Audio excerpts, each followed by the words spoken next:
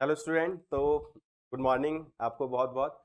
और आज हम जो है मार्केटिंग का सेकंड चैप्टर जो स्टार्ट करेंगे। जैसे इंट्रोडक्शन है वो चैप्टर हमने कर लिया था, उसके प्रीवियस पेपर के क्वेश्चंस भी हम लोगों ने कर लिए थे। तो आई होप आप लोग फटाफट जो है इस लाइव क्लास से जुड़ जाइए ताकि अपन लोग जो है वो आगे अपने चैप्टर को कंटिन्यू कर सकें। तो आप लोग फटाफट मुझको एक बार मैसेज करके बता दीजिए कि आप लोगों को मेरी आवाज़ आ रही है और आप लोगों को क्या वीडियो जो है वो क्लियर दिखाई दे रहा है। क्योंकि अब जो हम टॉपिक स्टार्ट करने वाले हैं देखो वो रहेगा मार्केटिंग स्ट्रैटेजी, और कुछ हम बात करेंगे मार्केटिंग एनवायरनमेंट के बारे में, है ना। इसको हम देखेंगे अभी लोग। तो आपको कोई भी क्वेरी हो तो आप मुझे मैसेज भी कर सकते हैं। कोई दिक्कत आ रही हो अगर आपको देखने में तो भी आप मुझे बता सकते हैं।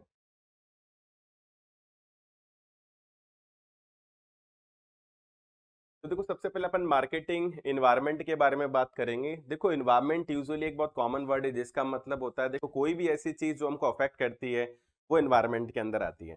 अब बात क्या है, देखो मार्केटिंग इन्वायरमेंट की, इट मीन्स ऐसी कोई भी चीज जो कंपनी की मार्केटिंग को अफेक्ट करेगी वो कंपनी के मार्केटिंग इन्वायरमेंट के अंदर आएगी। ठीक है। तो देखो company marketing environment consist of the factors and forces, मतलब ऐसे कोई भी कारक या ऐसे कोई भी फोर्सेस जो कंपनी की जो एबिलिटी है एक्चुअली उसको अफेक्ट करते हो। जैसे कंपनी एक सक्सेसफुल कंपनी बनती है तो उसको किस तरीके से वो अफेक्ट करेंगे इन्वायरमेंट के फैक्टर्स, जो भी फैक्टर्स मतलब उसको अफेक्ट करेंगे वो मार्केटिंग इन्वायरमेंट के अंदर आएंगे।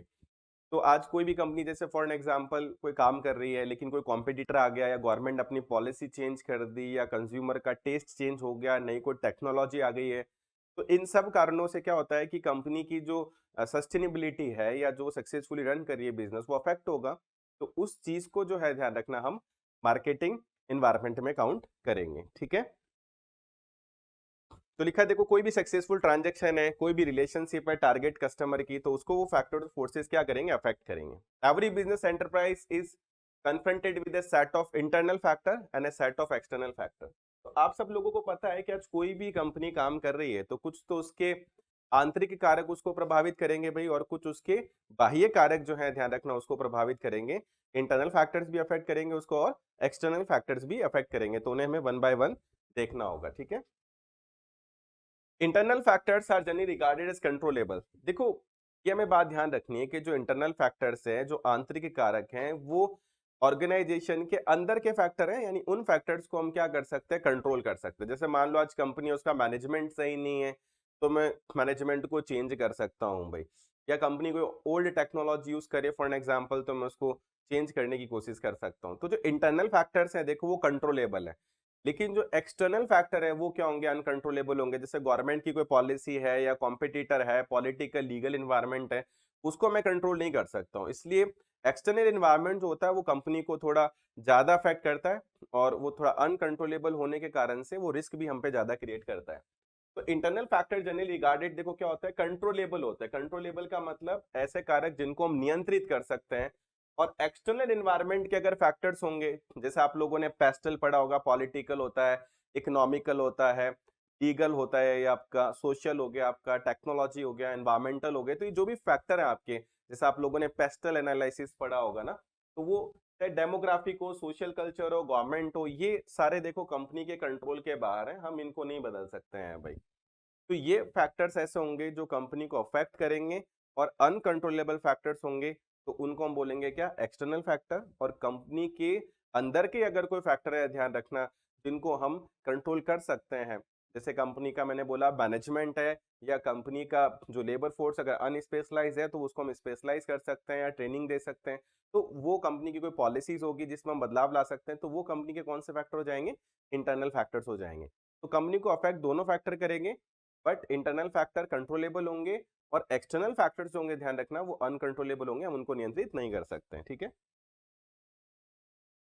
As the environment factors are beyond the control of a firm, its success will depend very large extent on its adaptability। अब देखो क्या है कि बहुत सारे environment के फैक्टर, बहुत सारे कारक ऐसे हैं जो हमारे नियंत्रण से बाहर हैं। तो अब क्या है कि हम उनको बदल नहीं सकते हैं, तो एटलीस्ट हम खुद तो बदल सकते हैं। तो अब मैं कंपनी के तौर पर कितना सफल होऊंगा ये इस बात पर निर्भर करेगा कि मैं अपने आप को एक्सटर्नल फैक्टर्स के रेफरेंस में कितना अपने आप को एडजस्ट कर सकता हूँ। मतलब हमें कौन सा करेक्टर होना बहुत ज्यादा जरूरी है, देखो एडेप्टेबिलिटी। आपने डार्विन का भी सिद्धांत पढ़ा होगा कि भाई इस दुनिया में वो व्यक्ति ऐसा नहीं है कि सर्वाइव करता है जो सबसे ताकतवर है, वो सर्वाइव करता है जो इन्वायरमेंट में एडजस्ट कर लेता है अपने आप को, अडेप्ट कर लेता है अपने आप को, वो सफल रहता है, ध्यान रखना। तो इट्स एबिलिटी होना चाहिए प्रॉपर्ली डिजाइन एडजस्ट कर सके अपने इंटरनल वेरिएबल को, ताकि वो एडवांटेज ले सके किसका, अपॉर्चुनिटीज का, और कॉम्बैट कर सके थ्रेट का। क्योंकि आप लोगों ने देखो स्वॉट एनालिसिस भी पढ़ा होगा। अब स्वॉट में क्या है कि जो स्ट्रेंथ और वीकनेस है देखो, वो तो हमारी इंटरनल फोर्सेस होते हैं। जो अपॉर्चुनिटी और थ्रेट है कि जो अवसर और चुनौतियां हमें मिलेगी, वो एक्सटर्नल यानी भाई होती हैं। तो हमारी कोशिश ये होती है कि हम अंदर बदलाव लेकर आए, जिससे हम अपॉर्चुनिटी जो अवसर आते हैं उनका फायदा ले सकें, और जो मार्केट में थ्रेट आ रहा है तो उनसे हम अपने आप को बचा सकें। लेकिन इन सब चीजों के लिए ध्यान रखना, आपको अपने अंदर क्या करने पड़ेंगे, एडजस्टमेंट जो है वो करने पड़ेंगे, ठीक है ना। जैसे अब हम क्या कर सकते हैं, देखो इन्वायरमेंट है, तो हम इन्वायरमेंट को जैसे डिवाइड कर सकते हैं, माइक्रो इन्वायरमेंट में डिवाइड कर सकते हैं, मैक्रो इन्वायरमेंट में डिवाइड कर सकते हैं, और फिर उस क्लासिफिकेशन को हम लोग पढ़ सकते हैं कि किस तरीके से ये इन्वायरमेंट जो है वो हमें अफेक्ट करते हैं, इंटरनल इन्वायरमेंट और एक्सटर्नल इन्वायरमेंट में फिर हम डिवाइड कर लेंगे। तो सबसे पहले देखो हम बात करते हैं अगर माइक्रो इन्वायरमेंट की या सूक्ष्म पर्यावरण की, अगर हम बात करते हैं कि माइक्रो इन्वायरमेंट क्या होता है। एग्जैक्टली माइक्रो इन्वायरमेंट ध्यान रखना वो होता है जो कंपनी की, जो मान के चलो डे टू डे एक्टिविटीज को डायरेक्टली क्या करता है, अफेक्ट करता है, वो माइक्रो एनवायरनमेंट में आता है। तो micro environment consist of factor, ध्यान रखना कंपनी का इमीडिएट इन्वायरमेंट होगा। देखो इमीडिएट इन्वायरमेंट का मतलब क्या होता है, जो कंपनी की कार्यप्रणाली को तुरंत अफेक्ट करता है, उस इन्वायरमेंट को माइक्रो एनवायरमेंट में लेकर आएंगे। Affect the ability of the marketer to serve their customer. तो आज मैं अगर अपना प्रोडक्ट कस्टमर को बेच रहा हूं, तो मेरी इस एबिलिटी को अगर कोई मार्केट तुरंत अगर अफेक्ट करेगा, ध्यान रखना, तो उस चीज को अपन जो है वो माइक्रो एनवायरनमेंट में शामिल करेंगे। ठीक है, तो आप जो भी लाइव क्लास से जुड़ रहे हैं, ध्यान रखना बैच के अंदर एक लाइव का ऑप्शन आ रहा है, उस पर क्लिक कर सकते हैं, आप क्लिक करके बैच से कनेक्ट कर सकते हैं। कोई क्वेरी है तो आप चैट में जाके उसको मैसेज कर सकते हैं, ठीक है ना। तो मैंने एक बात बोला कि माइक्रो एनवायरनमेंट वो होगा जो, अगर आज मैं प्रोडक्ट किसी कंज्यूमर को अगर सेल कर रहा हूँ, तो मेरी उस एबिलिटी को जो तुरंत अफेक्ट कर देगा, ध्यान रखना, इमीडिएटली जो अफेक्ट करेगा, वो हमारे माइक्रो एनवायरनमेंट में, सूक्ष्म पर्यावरण में आएगा। तो ऐसे कौन सी चीजें हैं जो इमीडिएटली अफेक्ट कर सकती है, देखो सबसे पहले सप्लायर हो गया। सप्लायर कौन होता है, देखो जो रॉ मटेरियल की सप्लाई देता है। अगर रॉ मटेरियल की देखो सप्लाई टाइम पर नहीं आएगी, तो मैं फाइनल प्रोडक्ट बना नहीं पाऊंगा, अंतिम उत्पाद नहीं बनेगा, अगर तो मैं कस्टमर को दे नहीं पाऊंगा। इसका मतलब मैं जो प्रोडक्ट कस्टमर को प्रोवाइड करवा रहा हूँ, देखो तुरंत उसने अफेक्ट कर दिया मेरी सप्लाई को, अगर सप्लायर जो है वो टाइम पर हमें प्रोडक्ट की सप्लाई नहीं करके देता है तो supplier are those who supply the input, like जैसे रॉ मटेरियल हो गया, कंपोनेंट्स हो गए, आज किसी प्रोडक्ट के कोई पार्ट हो गए, तो वो हमें सप्लायर से मिलते हैं। अनसर्टेनिटी रिगार्डिंग द सप्लाई, अगर सप्लाई में अनिश्चितता है देखो, या कोई अदर कंस्ट्रेंट, अगर कुछ अदर प्रॉब्लम आ रही है, ठीक है ना, तो वो आपकी, ये भी हो सकता है कि सप्लायर अगर कम होता है या मोनोपोली है, तो वो ज्यादा पैसे मांग सकता है। किसी प्रोडक्ट की अगर रॉ मटेरियल की सप्लाई कम हो गई, तो आपको महंगा खरीदना पड़ सकता है, तो इससे आपकी जो कॉस्ट ऑफ प्रोडक्शन है, ध्यान रखना, वो बढ़ सकती है, फिर वो प्रोडक्ट आपका मार्केट में क्या हो जाएगा, महंगा हो जाएगा। सेकंड नंबर पे देखो कस्टमर, ऑफ कोर्स ग्राहक है। अब कस्टमर वो होता है देखो जिसको हम प्रोडक्ट जो है डायरेक्ट सेल करते हैं, तो वो तो डायरेक्ट हमारी जो एबिलिटी है प्रोडक्ट को सेल करने की, वो डायरेक्टली उसको अफेक्ट करेगा। तो major task business is to create and sustain customer, हमारा मेन काम ही क्या है कि नए कस्टमर को हम जोड़ें, और जो पुराने कस्टमर है, ध्यान रखना, उनको हम सस्टेन करके रखें। And A business exist only because, customer है तो है ही, देखो अगर बात की जाए बिजनेस है, तो monitoring the customer sensitivity A pre requisite for the business, कि अगर आपको सफलतापूर्वक बिजनेस अगर चलाना है, तो फिर आपको उपभोक्ता की संवेदनशीलता देखनी पड़ेगी, कंज्यूमर की सेंसिटिविटी देखनी पड़ेगी, कि भैया कंज्यूमर की रिक्वायरमेंट क्या है, कंज्यूमर आखिर क्या चाहता है, किस तरीके की प्राइस पर प्रोडक्ट को परचेज कर सकता है, प्रोडक्ट में किस तरीके के वो फीचर्स चाहता है, क्या खूबियां चाहता है, क्योंकि कस्टमर को हमें जो है वो जोड़ के रखना बहुत ज्यादा जरूरी है, ठीक है। उसके बाद में देखो थर्ड नंबर पर जो इमीडिएटली हमें अफेक्ट करेगा, वो क्या होगा, हमारा कॉम्पिटिटर होगा। क्योंकि कॉम्पिटिटर देखो, अगर कोई सब्स्टिट्यूट प्रोडक्ट लेकर आ जाता है, जैसे मान लो आज पेप्सी है, तो कोई कॉम्पिटिटर के कोक बेचना स्टार्ट करता है, और हो सकता है कि वो एडवांस फीचर के साथ है, लो प्राइस पर आया अगर, तो मेरे कंज्यूमर उस प्रोडक्ट पर स्विच कर सकते हैं, तो वो इमीडिएटली देखो मेरी वर्किंग को अफेक्ट करेगा। तो जो चीजें ऐसी जो हमारे इमीडिएटली हमारे प्रोडक्ट को अफेक्ट कर सकती है, वर्किंग को अफेक्ट कर सकती है, उनको हम माइक्रो एनवायरनमेंट में लेते हैं। तो देखो firms competitor include not only the other firm, पर ऐसा नहीं है देखो अदर फर्म ही कॉम्पिटिटर में है। इसके अलावा देखा होगा कि कुछ ऐसे भी पैसिव कॉम्पिटिटर होते हैं जो हमें अफेक्ट करते हैं। जैसे आज मान लो मोबाइल खरीदना है, 15,000 का बजट है, तो बंदा सोचता है 15,000 की कोई टीवी ले लूं, 15,000 का मोबाइल ले लूं, 15,000 का रेफ्रिजरेटर ले लूं, 15,000 की वॉशिंग मशीन ले लूं। यानी दूसरे प्रोडक्ट भी हैं, ध्यान रखना, मार्केट के अंदर जो इनडायरेक्ट कॉम्पिटिटर का काम करेंगे हमारे लिए, क्योंकि बंदे के पास रिसोर्सेज लिमिटेड है, वांट्स उसके अनलिमिटेड है। तो आज वो जब उसके पास एक पैसा होता है तो उसके पास ऑप्शन भी चाह रहे कि वो अपना पैसा जो है वो कहाँ पर स्पेंड करे या कहाँ पर वो पैसा अपना खर्च करे। तो हो सकता है कि वो मोबाइल परचेज करने की जगह पर सोचे कि यार मैं फ्रिज परचेज कर लेता हूँ, तो वो भी एक इनडायरेक्ट कंपटीशन हमें देखने को मिलता ही मिलता है। जैसे आज मूवी के लिए दूसरी मूवी नहीं, आपको पता है आज नेटफ्लिक्स हो गया, अमेजॉन प्राइम हो गया, जी5 हो गया, डिज्नी हॉटस्टार, ये दूसरे अदर आपने देखा होगा कॉम्पिटिटर भी जो क्रिएट होते चले जा रहे हैं। तो वो एक आपको दूसरे कॉम्पिटिटर भी हैं जो आपको अफेक्ट करना स्टार्ट कर देंगे। जैसे एग्जांपल ले रखा है, देखो, the competition for a company making television in not only from the TV manufacture but also from the refrigerator, देखो स्टीरियो सेट है या टू व्हीलर बना रही है, क्योंकि इन सब के बजट जो आसपास के हैं, तो उस केस पे कंज्यूमर जो ध्यान रखना है एक प्रोडक्ट से दूसरे प्रोडक्ट पर क्या कर सकता है, स्विच कर सकता है उस केस के अंदर। ठीक है, ठीक है, तो हम लोग आगे बढ़ रहे हैं। देखो नेक्स्ट हम देखेंगे, देखो मार्केटिंग इंटरमीडियरीज हैं। अब इंटरमीडियरीज क्या होता है, ध्यान रखना, मध्यस्थ होता है, और मध्यस्थ कंपनी और कस्टमर के बीच में जो भी होगा, ध्यान रखना, वो इंटरमीडियरीज होगा। कि एक तो है अपनी कंपनी, ध्यान रखना, और एक है हमारा कस्टमर। तो कंपनी से माल इंटरमीडियरीज के थ्रू, ध्यान रखना, कस्टमर के पास पहुंचता है।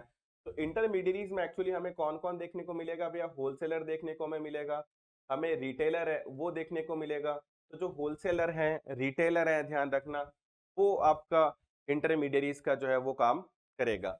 तो मार्केटिंग इंटरमीडियरीज की अगर अपन बात करते हैं, जब तक होलसेलर रिटेलर प्रोडक्ट को अल्टीमेट कस्टमर तक नहीं पहुंचाएंगे, इसके अलावा देखो होलसेलर और रिटेलर के बीच में भी आपको पता है डिस्ट्रीब्यूटर होगा, जो प्रोडक्ट जो है डिस्ट्रीब्यूट करेगा, होलसेलर से डिस्ट्रीब्यूटर लेके रिटेलर को डिस्ट्रीब्यूट करते हैं, तो ये पूरी चेन है।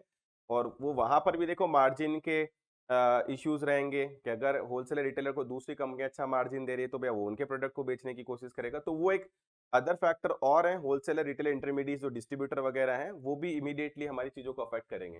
तो मार्केटिंग इंटरमीडिएट फॉर्म होती है, देखो, जो कंपनी के प्रोडक्ट को प्रमोट करती है, सेल करती है, डिस्ट्रीब्यूट करती है भैया फाइनल कंज्यूमर पर, वहां तक पहुंचाने का काम करती है। तो मार्केटिंग इंटरमीडिएट वाइटल लिंक है किसके बीच में, कंपनी और कंज्यूमर के बीच में। तो अगर इंटरमीडियरीज के साथ हमारे कनेक्शन देखो बेटर नहीं है, तो फिर एक चांसेस है कि आपका जो प्रोडक्ट है वो मार्केट में उसके बिकने के जो चांसेस हैं वो हर्ट हो सकते हैं, आपकी जो फंक्शनिंग है, ध्यान रखना, वो अफेक्ट हो सकती है इससे। उसके बाद में देखो नेक्स्ट आता है आपका फैक्टर, क्या आता है, पब्लिक आता है, देखो। और पब्लिक एक्चुअली वो कोई भी चीज हो सकती है, देखो, जो हमारे बिजनेस से अफेक्टेड हो, उसको हम पब्लिक बोल सकते हैं।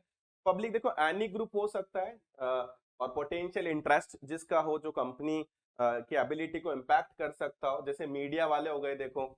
तो मीडिया आप किस तरीके की छवि हमारी कंपनी की देते हैं, पॉजिटिव देते हैं या नेगेटिव देते हैं, तो वो अफेक्ट कर सकता है।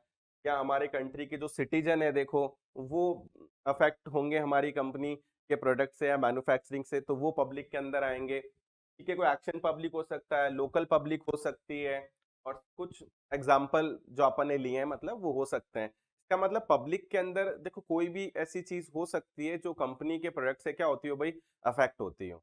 और पब्लिक क्योंकि डायरेक्टली देखो रिलेटेड है हमारे कंपनी से, तो वो हमारी इमीडिएट फंक्शनिंग जो है, ध्यान रखना, कंपनी के प्रोडक्ट की, उसको वो अफेक्ट करेगी। तो ये हमें ध्यान रखनी जरूरी है। तो माइक्रो एनवायरनमेंट में देखो हमने कौन कौन से फैक्टर पढ़ लिए हैं, माइक्रो एनवायरनमेंट में हमने वो फैक्टर पढ़े हैं जो कंपनी की फंक्शनिंग को इमीडिएटली अफेक्ट करेंगे। क्वेश्चन किस तरीके से बन सकता है कि वो आपको दे देगा गवर्नमेंट, फिर वो आपको दे देगा सप्लायर, फिर वो आपको दे देगा कंज्यूमर, फिर वो आपको दे देगा पब्लिक, और पूछेगा इनमें से कौन सा माइक्रो एनवायरनमेंट का फैक्टर नहीं है। तो आपको पता होना चाहिए कि भैया जैसे गवर्नमेंट है तो वो किसके अंदर जाएगी भैया, माइक्रो एनवायरनमेंट के अंदर जाएगी। तो आपको ये चीज याद रखना सबसे ज्यादा जरूरी है कि कौन से फैक्टर माइक्रो एनवायरनमेंट में जाएंगे, कौन से फैक्टर मैक्रो एनवायरनमेंट के अंदर जाएंगे। तो आप इस का जो चार्ट है, मतलब वो प्रॉपर्ली जरूर बना लेना, वहां से इस तरीके का मैच द फॉलोइंग के क्वेश्चंस आने के भी चांसेस होंगे कि वो उनकी डेफिनेशन लिख देता है, एक तरफ फैक्टर्स लिख देता है और बोलता है कि इनको आप क्या करें, मैच करें। तो वो एक थोड़ा सा इंपॉर्टेंट रहता है मामला।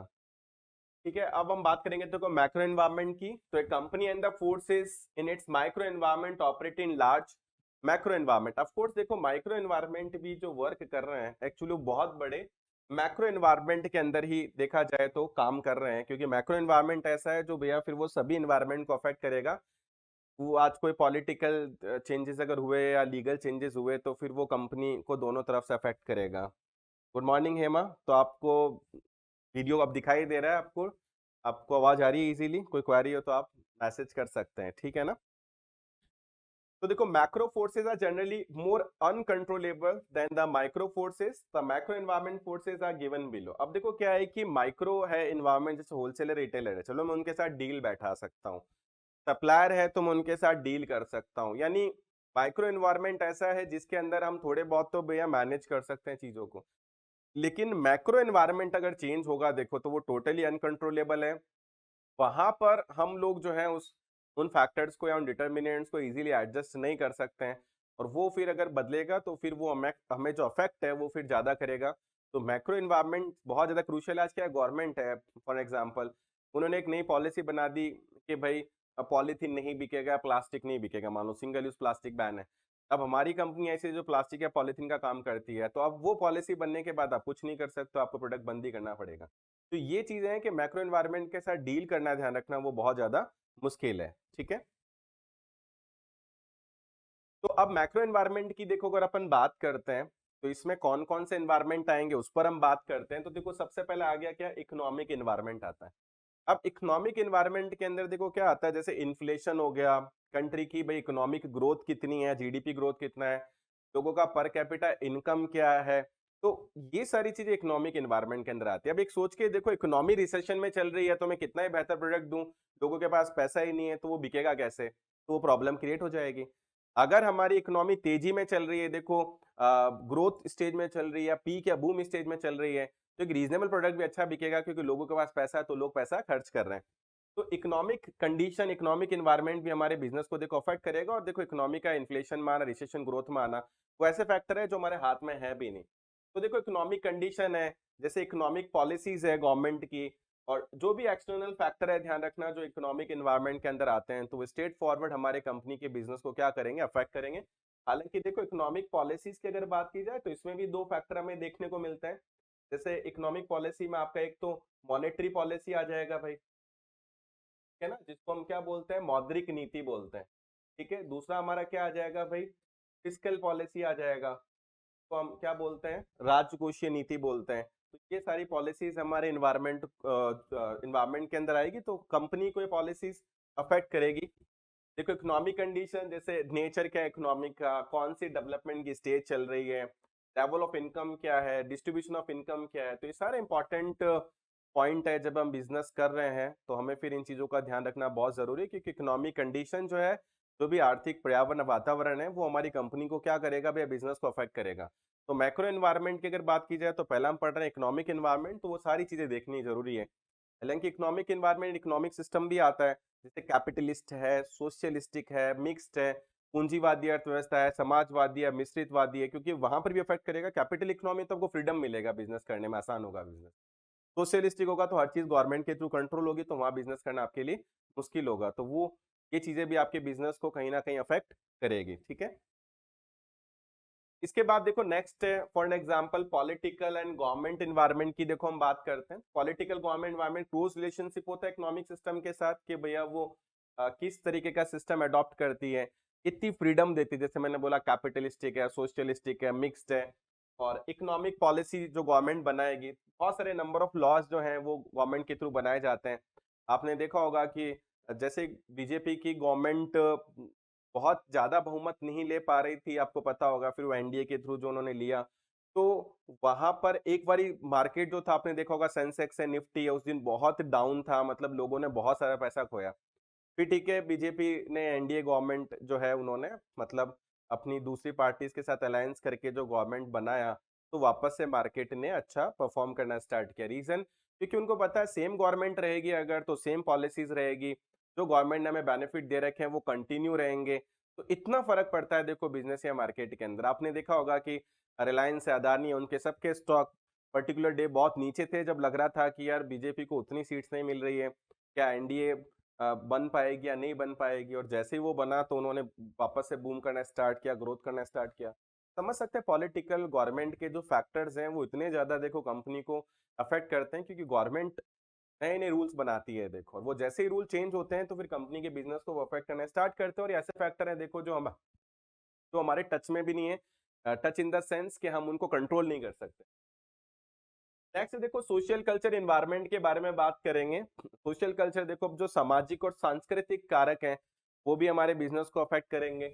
ठीक है ना? जैसे social culture environment include the custom, tradition, taboos, taste and preferences, है ना? The member of society which can not be ignored at any cost by any business unit. यानी देखो हर किसी अ अ, अगर सांस्कृतिक की अगर अपन बात करते हैं या कल्चर फैक्टर की अगर हम बात करते हैं, तो वो हमारे बिज़नेस को कैसे अफ़ेक्ट करती है?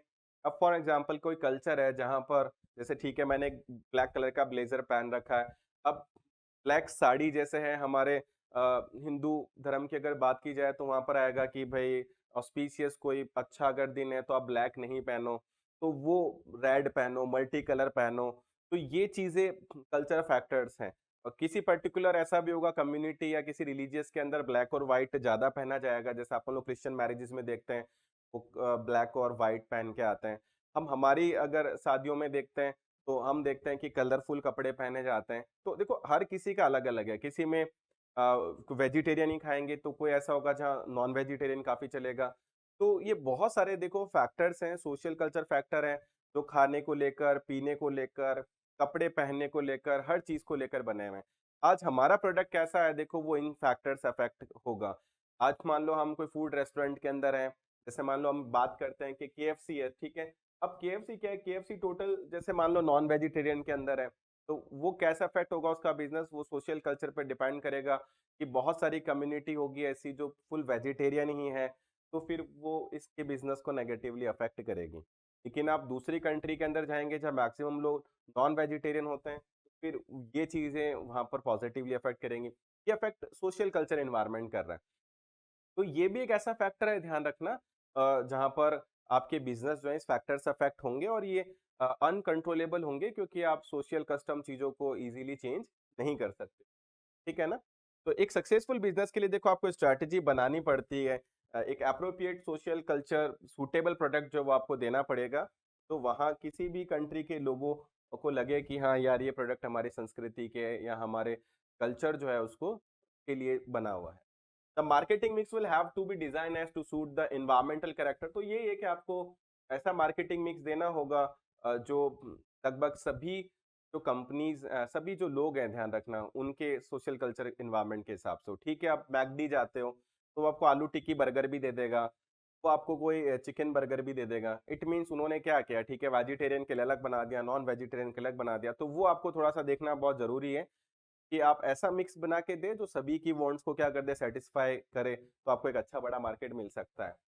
ठीक है, यहाँ पर अगर एग्जांपल है नेस्ले, एक Swiss multinational company today brews more than 40 varieties of instant coffee to satisfy देखो अब डिफरेंट नेशनल टेस्ट। अब देखो 40 से ज्यादा अगर बात की जाए तो टेस्ट उन्होंने दिए हैं। अभी आपने देखा होगा आजकल बहुत सारे कॉफी के अंदर भी फ्लेवर्स आते हैं, जैसे फ्रेंच वलीना मिल जाएगा आपको उसके अंदर, कोलंबिया फ्लेवर आपको उसके अंदर मिल जाएगा, आपको हेज़लनट है वो आपको मिल जाएगा उसके अंदर। तो बहुत सारा जैसे बटरस्कॉच मिल जाएगा, तो हर किसी का देखो एक टेस्ट होता है। एक पर्टिकुलर ठीक है, किसी को कॉफ़ी अगर कड़वी लगती है तो पर्टिकुलर फ्लेवर पसंद करता है, तो आपको उनके टेस्ट के हिसाब से देना पड़ेगा। अलग-अलग स्टेट के लोगों का टेस्ट अलग है, तो वैसा प्रोडक्ट आपको देना पड़ेगा। तो वो ज़रूरी है, आप जितना अपने प्रोडक्ट को देखो एडजस्ट करके प्रोवाइड करवाएँगे, उस प्रोडक्ट के सक्सेसफुल होने के चांसेस उतने ज़्यादा होंगे क्योंकि हम लोग एनवायरनमेंट को चेंज नहीं कर सकते हैं, हम अपने आप को एनवायरनमेंट के अकॉर्डिंग एडजस्ट कर सकते हैं। ध्यान रखना एनवायरनमेंट की मेन चीज़ यही है। अब देखो नेक्स्ट जो फैक्टर है हमारा वो क्या है, डेमोग्राफिक फैक्टर है जिसको हम जनसांख्यिकी कारक या जनसांख्यिकी वातावरण हम बोलते हैं।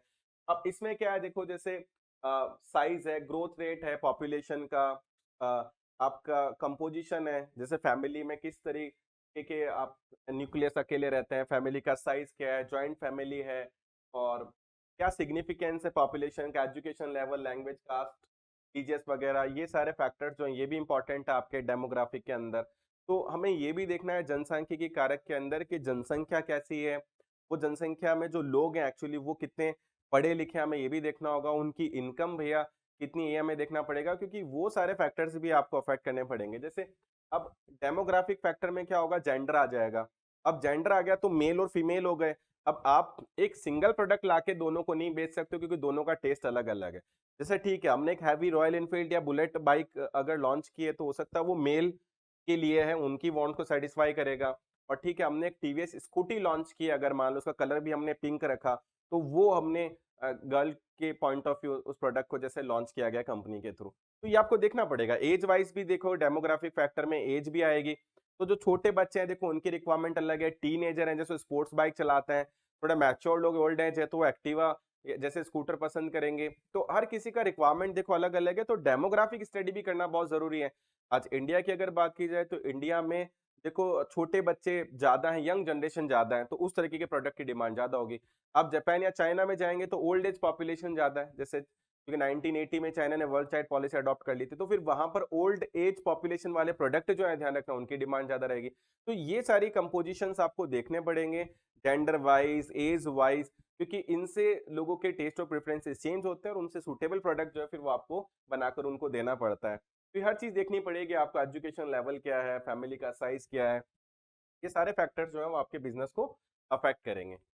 उसके बाद देखो नेक्स्ट है, जैसे हमारा नेचुरल एनवायरनमेंट हो जाता है, फिर प्राकृतिक पर्यावरण आ जाता है। तो ज्योग्राफिक एंड इकोलॉजिकल फैक्टर है, जैसे नेचुरल रिसोर्सेज है, वेदर है, क्लाइमेट है, आपका टोपोग्राफिकल फैक्टर है, लोकेशन है, मतलब भौगोलिक जो आपकी स्थिति है, ध्यान रखना उसके बारे में भी हम लोगों को देखना पड़ेगा।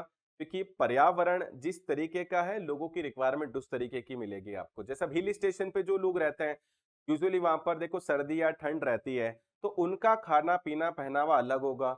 अगर हम राजस्थान की तरफ आएंगे, यहाँ का एनवायरनमेंट जो है वो ड्राई या शुष्क रहता है, यहाँ पर गर्मी भी बहुत ज्यादा रहती है, तो यहाँ के लोग जो हैं वो उस तरीके के कपड़े पहनते, उस तरीके खाना पीना, उस तरीके की टेस्ट प्रेफरेंसेस हैं। आप थोड़ा कोस्टल एरिया में जाएंगे, समुद्री इलाकों में जाएंगे, वहाँ ह्यूमिडिटी ज्यादा रहती है, वहाँ लोगों का खाना पीना आप देखेंगे या पहनावा अलग देखने को मिलेगा। तो आपको ये प्रोडक्ट जो आप बना रहे हैं, वो ये भी देखना पड़ेगा कि नेचुरल एनवायरनमेंट किस तरीके का आपका प्रोडक्ट जो है वो उसके हिसाब से होगा। अब मैं सोचूं कि यार मैं कोई गर्म कपड़े हर जगह लॉन्च कर दूं, तो वैसा चलेगा नहीं, क्योंकि हर जगह इतनी सर्दी नहीं है।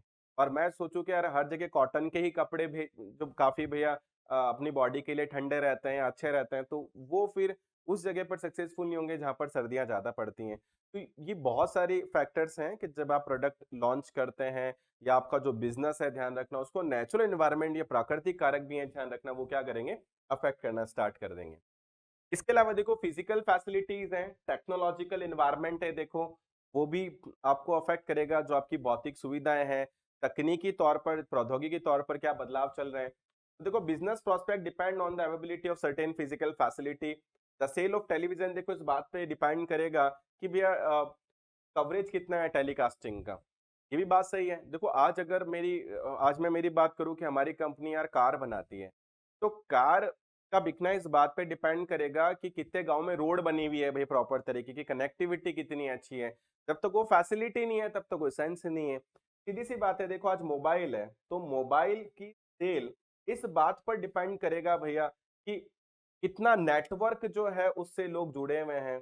अगर किसी गांव में नेटवर्क ही नहीं है, तो मोबाइल फोन वहां पर कोई सेंस ही नहीं रखेगा लोगों के लिए। तो ये बहुत जरूरी है कि जब आप कोई प्रोडक्ट बेचते हैं तो उससे रिलेटेड फिजिकल फैसिलिटी होना भी तो जरूरी है। जब तक वो भौतिक सुविधा होगी ही नहीं, तब तक वो प्रोडक्ट जो है वो टिकेगा ही नहीं। लोग सोचेंगे हम इसको ले भी लेंगे तो यूज कैसे करेंगे। आज को ऐसा गांव है जहाँ इलेक्ट्रिसिटी नहीं है, बिजली नहीं है, या भैया दिन में 12-24 घंटे हैं अगर, तो मान लो उसमें से केवल 5-6 घंटे इलेक्ट्रिसिटी आती है, बाकी बिजली नहीं रहती है। तो फिर वहां पर ऐसे प्रोडक्ट बेचना जो इलेक्ट्रिसिटी से चलते हैं, देखो वो प्रॉब्लम क्रिएट करेगा। तो फिजिकल फैसिलिटी आपको वहां पर अफेक्ट करना स्टार्ट कर देगी। और टेक्नोलॉजिकल फैक्टर देखो मुझे समझाने की जरूरत नहीं है आप लोगों को, क्योंकि आजकल नए नए टेक्नोलॉजिकल चेंजेस आ रहे हैं, नए बदलाव आते चले जा रहे हैं। आज जैसे डिजिटल स्क्रीन है, इसमें भी कुछ एडवांस फीचर ऐड होता चला जाएगा, कुछ नया आता जाएगा इसमें भी। तो फिर हमें भी अपने आप को अपडेट करना पड़ता है। ठीक है, एक व्हाइट बोर्ड से डिजिटल स्क्रीन पर आना, फिर यहाँ से भी भैया कोई और प्रोडक्ट की तरफ मूव करना, लगातार आपको बदलाव करने पड़ते हैं। क्योंकि आपने देखा होगा कि जो कॉडक एक बहुत फेमस कैमरा था, जैसे डिजिटल कैमरा की तरफ गए उसने उतना डिजिटलाइजेशन नहीं किया, तो वो सक्सेसफुल नहीं हुआ, टेक्नोलॉजी को अडॉप्ट नहीं कर पाया इतनी तेज। इंटरनेशनल एनवायरनमेंट की अगर हम लोग बात करें तो ऑफ कोर्स ही बात है, देखो ये भी बड़ी कॉमन सेंस की बात है कि आज हम भी एक्सपोर्ट करते हैं, फॉरेन से भी कंपनीज़ जो हैं देखो वो हमारी कंट्री में वो हमें एक्सपोर्ट करती है, तो कहीं न कहीं वो चीज़ें इंटरनेशनल अगर एनवायरनमेंट चेंज होगा, तो हमारा बिज़नेस उससे अफ़ेक्ट होगा। आज इंडिया और चाइना में कुछ इश्यू हुआ तो इंडिया ने चाइना से होने वाले इम्पोर्टेड प्रोडक्ट को बैन कर दिया फॉर एन एग्ज़ाम्पल, या पाकिस्तान के साथ हम ट्रेड नहीं करते हैं। तो फिर उनकी जो कंपनीज़ है भैया जिनको इंडिया से बिज़नेस मिलता था, या हमारी जो कंपनीज़ है भैया उनको उन कंट्री से बिज़नेस मिलता था, वो सीधा अफ़ेक्ट होना स्टार्ट हो जाता है। तो इंटरनेशनल एनवायरनमेंट की अगर कोई पॉलिसीज़ अगर चेंज होती है, देखो दूसरी कंट्री अगर कोई रूल रेगुलेशन बनाती है, तो वो भी हमारे बिज़नेस को इनडायरेक्टली क्या करेगी, अफ़ेक्ट करेगी, क्योंकि आजकल मोस्ट ऑफ द कंपनीज़ ऐसी हैं देखो जो कहीं न कहीं फ़ॉरेन में जाती है, फ़ॉरेन में इन्वेस्ट करती है। आप नहीं जा रहे हैं तो फ़ॉरेन की कंपनीज़ आपको एक्सपोर्ट करे अगर आपकी कंट्री को, या वो हमारी कंट्री के अंदर आ रही है, तो कहीं न कहीं वो हमें कॉम्पिटिशन देना स्टार्ट करेगी। तो इंटरनेशनल एनवायरनमेंट चेंज होगा तो डेफिनिटली वो हमें अफ़ेक्ट करना स्टार्ट कर देगा, ठीक है? तो ये सारे वो एनवायरनमेंट है, ध्यान रखना, जिसकी हम बात करें कि मैक्रो एनवायरनमेंट है और ये हमारे बिज़नेस को अफ़ेक्ट करेंगे। इसमें आप लोग ध्यान रखना पेस्टल एनालिसिस जो है, उसको भी थोड़ा-सा आप ध्यान रखना कि जो पेस्टल एनालिसिस है, इस पे काफ़ी क्वेश्चन आ जाता है, ठीक है ना? और पेस्टल में जैसे पी है तो उसमें कौन-सा आ जाएगा, हमारा पॉलिटिकल एनवायरनमेंट, राजनीतिक कारक है भैया, क्योंकि जो रूल्स रेगुलेशन कई बारी बहुत सारे गवर्नमेंट के हाथ में होते हैं। वो कुछ पॉलिसीज़ अगर चेंज करेगी तो हमारे बिज़नेस पर इफ़ेक्ट आएगा। या जैसे कि इकोनॉमिक फैक्टर है, अगर आर्थिक कारक है, फॉर एन एग्जांपल जो मैंने आपको बताया था कि हमारी कंट्री का इन्फ्लेशन है, हमारी ग्रोथ है, या हमारी इकोनॉमी रिसेशन में आ रही है, क्या मॉनेटरी फिस्कल पॉलिसी है, तो वो फैक्टर्स हमें अफेक्ट करना स्टार्ट करेंगे। सोशल फैक्टर के बारे में हमने देखा था, टेक्नोलॉजी के बारे में हमने देखा था, एनवायरनमेंट, वेदर, क्लाइमेट के बारे में भी हमने देखा किस तरीके से।